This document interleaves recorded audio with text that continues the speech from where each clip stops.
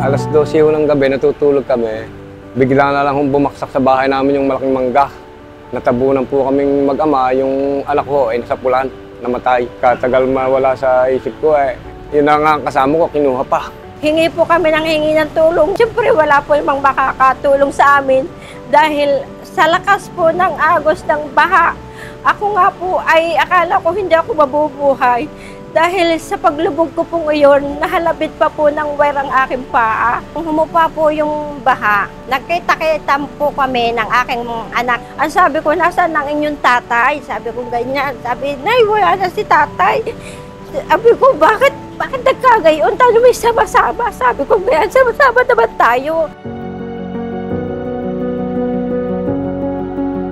With the encouragement of the First Lady, we're giving about 40 million.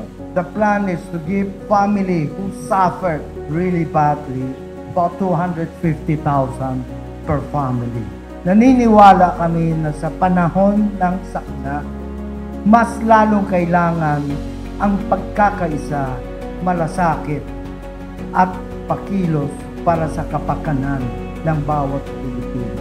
Kami sa Dicha Plus ay patuloy na magiging katuwang ng mga komunidad sa kanilang pagbangon, bringing hope and resilience wherever needed. Ako'y nagpapasalamat sa Bingo Foundation. Siya nagbigay ng assistant. Maraming salamat po. Malaki pong tulong po ito. Malaki po yung ibinigay na 250,000 ng Bingo Plus. Ito po ay makakatulong sa akin sa pagpapagawa po ng aming bahay.